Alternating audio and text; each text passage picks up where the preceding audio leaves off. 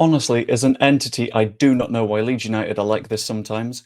Big news for Leeds United and a potential big money departure. I'm going to take a quick dive into all the news around Leeds United potentially selling a centre-back to PSG and some of the hurdles that are in the way of it and why it might not necessarily happen. It could be incredibly difficult to pull off. Basically, the French champions, PSG, are interested in Diego Llorente. Why? I have absolutely no idea. I work in a job where I watch Serie A matches and get paid for it, and whenever I've watched him, he's done nothing really impressive. Same for Rasmus Christensen. So I've got no idea why Luis Enrique has had a look at him and said, you know what, PSG need a bit of that. But here we are. He's currently on loan at Roma. He's currently getting good minutes. And being on loan at Roma is exactly where this problem lies. If PSG want to sign him, they can probably do it permanently. They can probably do it on loan. Probably on the permanent side out of the two, but we can't be 100% sure. But Roma would need to sort of make an agreement around that. He's getting a lot of minutes there, and let's be honest, a recall clause is very, very unlikely for Diego Llorente. There's no way that we would have the right to just say, okay, we will just stop this loan now, because Llorente wanted to leave. He left very swiftly, no intention of returning. He's one of the players that had one of those clauses in his contract where we basically said, you can leave on loan. That was a big Victor Orta problem, and it's one that's still affecting us today. And I feel like we will not at all have the capacity to say, well, we're still in the championship, but you can come back, because that will completely default the point of the loan clause. However, there is likely a break clause on Roma's side. Roma would potentially be able to say, okay, fine, you can have him back. For example, if they weren't playing him, like in the case of Sonny Perkins, or if, for example, Brendan Aronson got injured or something whilst he was out at, where is he playing? It's not Frankfurt, Union Berlin. If Brendan Aronson were to get injured at Union Berlin, they would say, okay, fine, you can have him back. He can do his rehab back there because you're the club that has him permanently. There is probably going to be a break clause on Roma's side, and if there is a deal going to happen, I think it would have to include Roma in some way.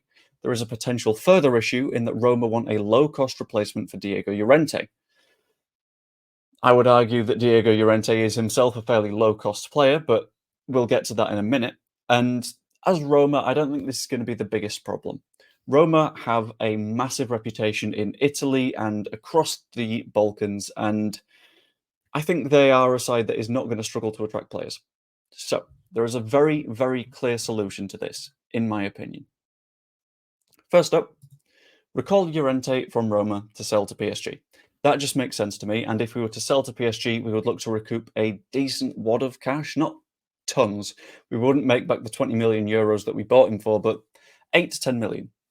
That, I think, is doable and wouldn't necessarily be the biggest problem for us to manage.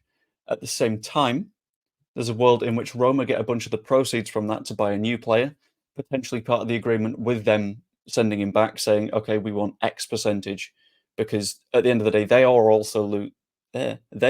also, thank you words, losing something from this deal. They are losing a defender, and they would get some of those proceeds to contribute towards buying a new player.